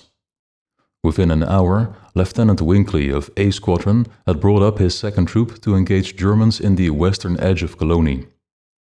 Mist still lingered among the woods and houses, and as the troop leaders Cromwell moved forward, a German Panzerschreck or Panzerfaust hit the turret. The hollow charge penetrated the armor, smashed the wireless set, and severely wounded all 3 men in the turret. The loader scrambled out through his hatch, but the gunner, Trooper Horley, had to help his wounded commander out of the turret before he himself could escape. Horley then carried his commander to the safety of a nearby house, while German small arms fire snapped through the mist around them. Despite wounds to his neck and chest, Horley once again braved enemy fire as he ran 100 yards to his squadron leader's tank to inform him of the situation before collapsing from the pain and exhaustion. By late morning, the mist had cleared, leaving the Germans stuck inside the village with the Irish to their south, the Coldstream Guards to their northeast, and open fields behind them. C Squadron's 4th Troop, having been held in reserve near the Coldstream HQ, started sweeping west along the length of the village. German troops streamed out of cover, but were caught in a crossfire between the Coldstream Guards and A Squadron's 3rd Troop, led by Lieutenant Egerton, who had advanced to the west of the village and was in a deadly cut-off position, the best job of the day according to the regimental history. Seeing their comrades cut down in the open fields, over 100 Germans remained frozen in the village as the net closed around them. Unable to flee, they gave up the fight and surrendered. Coupled with the estimated 60 men that had been killed, the day's losses effectively crippled the 1st Battalion of the 6th Fallschirmjäger Regiment as an effective fighting force. As the battle for Cologne village was coming to an end around noon, fierce fighting continued in the woods where the hard-pressed 3rd Company of the Irish Guards was locked in close combat with other elements of the German Fallschirmjäger Battalion. One of the Irish platoons was completely cut off from the rest of the company, and its commander, Lieutenant Kennard, was killed in the close-range fighting. More than half a mile of thick woods and heavily armed German paratroopers separated the platoon from its company command post. Without radio contact, the distant sound of gunfire was the only sign that the platoon was still fighting for its life. A Squadron of the 15th 19th Hussars still had its 1st Troop under Lieutenant Bryce in reserve, so it was brought forward to assist 3rd Company. Before the tanks could venture into the thick woods, the company commander ordered one of his runners, Guardsman Monian, to seek out the lost platoon and find a way for the armor to reach them. The company commander had little hope when he gave the order, but to his relief, Monian quickly returned and said he found a way for the tanks along some narrow rides in the woods. Lieutenant Bryce assembled his 4 tanks in close column and set off down the first ride, his flanks covered by one of the 3rd Company platoons. The roaring Meteor engines quickly attracted German tank hunting squads, and the escorting infantry could not prevent a Panzerschreck or Panzerfaust from being fired at the lead tank commanded by Lieutenant Bryce. The hollow charge penetrated the turret and instantly killed the lieutenant and his radio operator, Trooper Walker. The tank's gunner was wounded and did not have a hatch of his own, so he had to climb past the bodies to get out of the turret. Outside of the tank, German small arms fire filled the air and more anti-tank grenades exploded against tree trunks and branches. The disabled Cromwell blocked a narrow lane and 2 tanks broke their tracks trying to push past it through the trees. What had started out as a rescue force was now in dire need of assistance, which was quickly organized by A Squadron's second-in-command, Captain Luttrell. He called for the help of B Squadron, positioned on the quiet eastern flank, and its commander, Major Ralph Donnell, personally came over with his 3rd Troop. The reinforcements swung the fight back in favor of the British, while Troop Sergeant Jackson took over command of 1st Troop and set the crews to work fixing the broken tracks. Meanwhile, the troop's last remaining fully operational tank managed to slip past the wreckage and ventured deeper into the forest. The escorting infantry of the Irish Guards picked up the pace, spurred on by Platoon Sergeant McElroy, who led the charge despite limping with a wounded foot. To quote his Distinguished Conduct Medal, He personally shot and bayoneted several Germans and all the time shouted encouragement to the section commanders and guardsmen of his platoon. The surrounded platoon was reached and, under the covering fire of the lone tank, a carrier section was brought up to evacuate the wounded. Guardsman Monian, the company runner, returned after reporting the success to Company HQ and guided the rescue force back again, making it his third trip through the woods and earning him a military medal. It was past 4 in the afternoon when 3rd Company finally fought its way out of the woods and established a new defensive line on the heath to the east. All tanks of the Hussars had been recovered except for Lieutenant Bryce and Trooper Walker, whose bodies remained behind in their disabled Cromwell. The forest fight was the greatest success that the Germans achieved that day, capturing the woods, inflicting 30 casualties killed or wounded, taking 5 men prisoner and knocking out a Cromwell. Most casualties were suffered by the 3rd Company of the Irish Guards, which had to be temporarily disbanded. The Germans paid a steep price for their success, because by nightfall they withdrew from the woods under a covering barrage, unable to defend it against the inevitable British counterattack. German artillery struck other parts of the bridgehead as well, most notably the Coldstream Guards HQ in Colony Village, where several men were killed and a truck full of ammunition caught fire. The flames were already spreading to a nearby ammunition truck when the regimental sergeant major drove it to safety at great personal risk, earning him the Distinguished Conduct Medal. The sporadic German interdiction fire that had been bursting above the bridge and surrounding area had also caused some casualties among the Welsh Guards and support personnel of the Hussars. The following days saw sporadic shelling and skirmishing on the fringes, but Kampfgruppe Walter attempted no further counterattacks against the bridgehead, focusing instead on defensive measures in hopes of halting the British breakout that followed 3 days later on the 17th of September. The failed counterattack left Panzerjäger-Abteilung 559 with just 4 operational Sturmgeschütze, a number that grew no larger than 7 by the time Market Garden commenced. On the British side, the 32nd Guards Infantry Brigade handed over its positions to the 50th Infantry Division on the 15th of September for a full day's rest before spearheading Operation Garden. The 15th 19th Hussars remained in the bridgehead and would play an active part in the coming operation, most notably by fighting a battle against German Panther tanks on the 20th of September. In hindsight, the German attack was launched against overwhelming odds due to bad reconnaissance. It was poorly planned and coordinated by a hastily formed Kampfgruppe and insufficiently supported by armor and artillery. It wasted valuable resources, including the precious Sturmgeschütze that could have been better used in the defense against the anticipated British breakout. On the other hand, a successful counterattack, even one that just shrunk the bridgehead instead of fully eliminating it, would have complicated the British build-up for Operation Garden and improved German defensive capabilities in the days ahead. While the end result was a failed attack that only weakened the German defenses, the risk was worth it to German command if there was a chance of spoiling an upcoming Allied offensive and providing some much-needed stability to the German front. Despite the failures of German planning and execution, what ultimately doomed the attack was the tenacious British defense. The Irish Guards fighting at bayonet point in the woods, the Hussars charging into the mist, the artillerymen sticking to their guns, and the supply troops braving shell fire. German counterattacks had become a predictable routine for the British by this point in the war, and they had adapted their doctrine to emphasize offensive security and immediate anti-tank defense of all newly gained ground, especially key terrain such as bridgeheads. When the Germans had finally gathered enough forces for their attack on the 14th, the Guards Armored Division had already strengthened its hold on the bridgehead while simultaneously preparing to spearhead a major ground offensive, all while being at the end of an overstretched supply line after a lightning advance through France and Belgium. The German attack briefly gained some ground in the west, and the armored duel at the frontier post was a costly shootout that could have been avoided if there was more depth and flexibility to the defenses.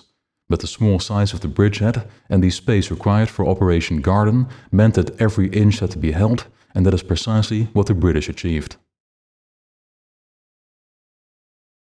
Looking back on the actions of Panzerjäger-Abteilung 559 up to and including the bridgehead battle on the 14th of September, the following conclusions can be drawn regarding the practical use of the Sturmgeschütz as a tank hunter, its tactical utility alongside the Jagdpanther, and its battlefield performance against British armored forces by late 1944. Starting on a doctrinal level, there is the split identity of the StuG as a Sturmartillerie creation for close infantry support that evolved out of necessity into a tank hunter that was increasingly, but never fully, under the domain of the Panzertruppen. The blurred line between assault gun and tank hunter completely faded in practice, as shown by Panzerjäger-Abteilung 559, which used its StuGs for a variety of missions that included both tank hunting and infantry support. Sometimes, such as on the 14th, they had the difficult task of fighting enemy tanks while simultaneously assisting the infantry in a counterattack. At all times, these StuGs had to be capable of rapidly switching between armored and unarmored targets due to the closely knit combined arms teams used by the British. There is no clear answer to the question whether the StuG was an assault gun or a tank hunter, because by 1944 it was both. In fact, it was the ease with which the StuG could perform both roles that made it such a successful weapon. Seen in a bigger picture, its evolution was part of a broader wartime trend where vehicle-mounted firepower became increasingly dual-purpose to deal with the ever-growing thickness of armor without sacrificing the ability to engage unarmored targets with high explosive shells. This resulted in parallel developments, overlapping roles, and arbitrary distinctions in most armies by the end of the war, as once specialized vehicles grew into more universal roles demanded by a changing battlefield. This rapid and unforeseen fusion of capabilities was a root cause for the administrative conflict between the Sturmartillerie and Panzertruppen for control of the Sturmgeschütz. In hindsight, the early recognition that a turretless, fully armored self-propelled gun capable of supporting the infantry could also double as a potent tank hunter may have tempted the Panzertruppen to adopt it right away and avoid the later conflict with the artillery. But at the time, this latent potential was not yet fully recognized. The influence of this doctrinal debate on the practical application of StuGs should not be overstated, however. The Panzerjäger saw tank hunting as its main duty, but would gladly support the infantry against non-armored targets whenever possible. The Sturmartillerie considered infantry support its primary task, and this included protecting them from enemy tanks as a top priority. Aside from some differences in organization, small unit tactics were largely dictated by the technical capabilities of the Sturmgeschütz itself, not the administrative distinction between the arms that fielded them. A question specific to Panzerjäger-Abteilung 559 is whether its Sturmgeschütze were merely a cheap last-minute substitute for its missing Jagdpanther, or if they were more of a supplement with a distinct tactical role that complemented the Jagdpanther. At least officially, the answer appears to be that it was just a substitute, a compromise solution to get as many Jagdpanther units into the field when Germany needed them most. Filling up tank units with StuGs was already an established practice, so mixing two types of tank hunter was a fairly minor compromise.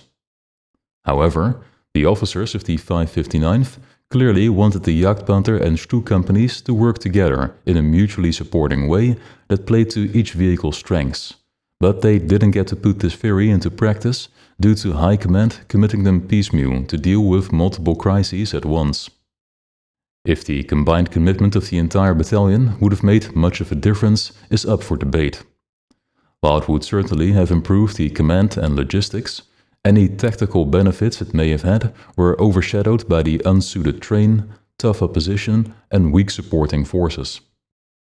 On a technical level, the StuG had no dire need for the heavy firepower of the Jagdpanther, because its 75mm gun was still very capable against all British armor that was encountered, especially given the short engagement ranges. In terms of mobility, the small StuG was even at an advantage in the dense terrain where the Jagdpanther, despite its additional horsepower, was liable to get stuck. Only in armor did the Jagdpanther have a distinct advantage over the outdated StuG, but this is the one factor not mentioned by the men of the 559th. Armor is, after all, a last line of defense to save the vehicle and crew in case it gets hit, but not getting hit in the first place remains the best form of protection, and in this the large Jagdpanther was at a disadvantage compared to the small StuG. By September 1944, the British were fielding plenty of 17-pounder guns that could cause serious damage to the front of a Jagdpanther at close range, so even if the StuGs were covering its vulnerable flanks as intended, a frontal shootout was still a dangerous undertaking for the Jagdpanther. While a commitment of the full battalion would have been preferable, what was really needed was proper combined arms support above the battalion level, but this the German army in the West could not provide in the post-Normandy crisis. Instead of its doctrinal role as a heavy anti-tank reserve, the battalion was split up over numerous improvised Kampfgruppen that lacked the sort of planning and support needed to ensure success, leading to a piecemeal commitment from one crisis to the next, all the while suffering from attrition against a numerically superior opponent. While intended as substitutes, the StuGs could have been a valuable supplement, but in practice they were reduced to splinters.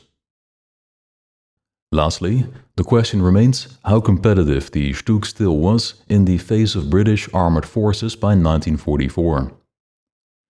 No direct comparison is possible because the Sturmgeschütz as a low-cost, turretless, fully armoured casemate mounting a dual-purpose gun in a low-profile tracked vehicle was uniquely German on the Western Front. The British used infantry tanks like the Churchill in a support role similar to the assault gun, while self-propelled guns such as the Achilles provided mobile anti-tank defense. Neither could fulfill the other's role, as the infantry tanks had fairly weak armor-piercing firepower, while the self-propelled guns were too poorly protected to spearhead an attack.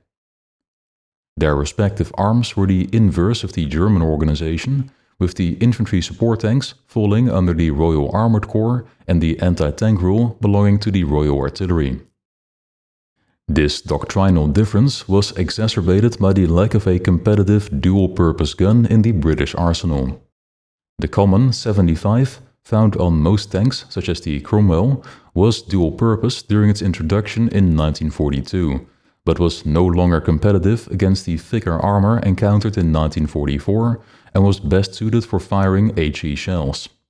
To offset this weakness, the heavy 17-pounder anti-tank gun was carried in some tanks, self-propelled mounts and in a towed configuration, but this weapon lacked an effective HE shell until late in the war. By contrast, the German 75mm gun, found not just in the StuG but also in many other configurations, was a potent multi-purpose weapon, capable of firing a variety of armor-piercing and high-explosive rounds as well as smoke. Despite its introduction in 1942, it remained competitive against most Allied tanks throughout the war. The StuG's powerful combination of protection, mobility and dual-purpose firepower in a streamlined package came at the cost of a turret, a compromise that the British did not consider worthwhile for most of their designs. While British turrets were usually quick to traverse and reliable to operate, they were too small to easily fit heavier armament, leading to awkward stopgap solutions such as the Challenger. They were also a conspicuous weak point, as shown by the Cromwell tanks of the Hussars, which, despite having a very low profile for a battle tank and carrying its thickest armor on the turret, suffered all 5 of their losses because their turrets were penetrated by StuGs or infantry anti-tank launchers. The StuG was far from immune, however, because its outdated armor layout had already been thickened to the limit of what the old chassis could bear, yet remained vulnerable to most Allied guns at average ranges. While newer and more sophisticated vehicles like the Jagdpanther were introduced by a German army desperate to offset its numerical inferiority with a qualitative edge, none could beat the StuG's greatest strength, being good enough on a budget. Even when poorly supported in a desperate counterattack, it remained a dangerous foe that required skill and bravery to defeat, as was demonstrated by the British troops that faced them on the Dutch-Belgian border. This has been Ivo van der Spoel, and thank you for watching Digital Battlefield Tours.